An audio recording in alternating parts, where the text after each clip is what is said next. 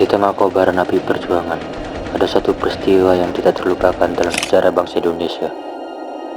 Surabaya, 19 November 1945. Di tengah gelapnya malam penjajahan, ada satu cahaya yang terus bersinar, yaitu semangat perjuangan rakyat Surabaya.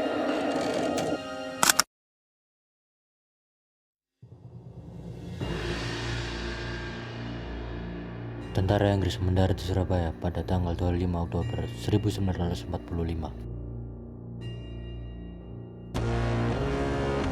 Daylight vote has come to Surabaya. I don't know what they're up to.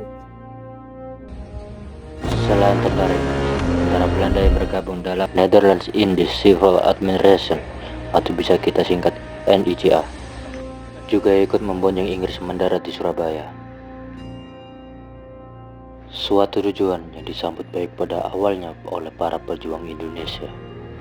Namun, misi pasukan sekutu itu hanya berupa kedok saja.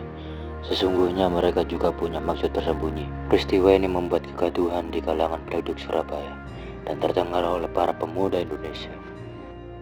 Presiden Sudirman bersama Sidit dan Haryono lalu bertemu dengan tentara Belanda yang mengibarkan bendera tersebut. Kamu itu siapa berani merendahkan saya?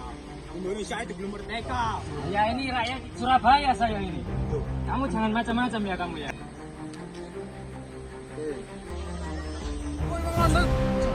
Sudirman melakukan perkelahian dengan Blokman seorang Belanda itu. Sudirman tidak terima dengan perilaku Blokman dengan mengibarkan bendera Netherlands di atas Hotel Yamato. Setelah Blokman mati tercekik oleh Sudirman di balik bayangan, Siddiq tewas di tangan tentara Belanda lainnya karena tertembak. Sementara itu, Sudirman dan Haryono berhasil keluar dari Hotel Yamato. Haryono dan seorang pemuda bernama Koesno Wibowo kemudian memutuskan untuk memanjat ke puncak Hotel Yamato untuk merobek biru dari bendera merah putih. Sejak peristiwa di Hotel Yamato, suasana di Surabaya mulai memanas di antara tentara Indonesia, Sekutu dan Belanda. Kehadiran tentara Sekutu ini membuat para pemuda Indonesia marah besar.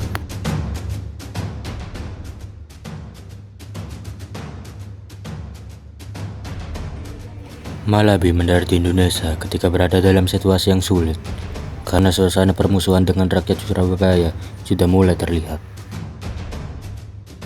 Kita harus membawa Soekarno di Surabaya. Karena hanya Soekarno yang bisa meredakan amarah para warga Surabaya. Kedatangan Presiden Soekarno dan pejabat lainnya di Surabaya ditandai dengan terbentuknya biro khusus yang bertujuan sebagai media penengah antara militer Inggris dan pemuda Surabaya.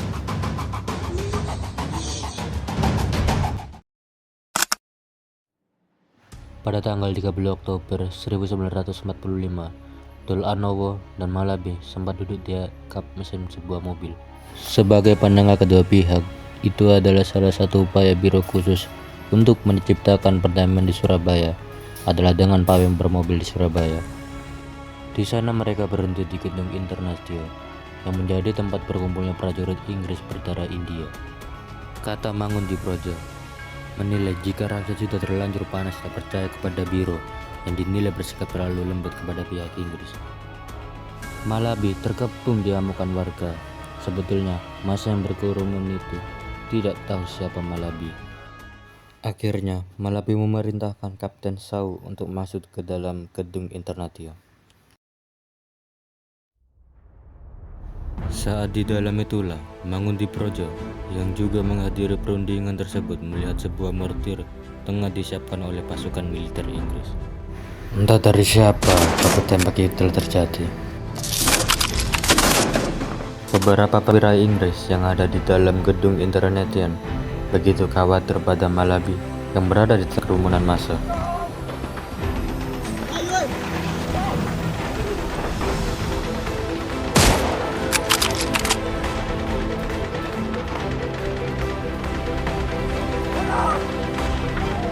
Ternyata Malabi bersama perwira Inggris lainnya. Sedang ternyata Malabi masih di dalam mobil itu bersama perwira Inggris lainnya sedang duduk dalam mobil. Ketika tembakan mereda, Malabi ingin mencoba mengintip untuk memantau.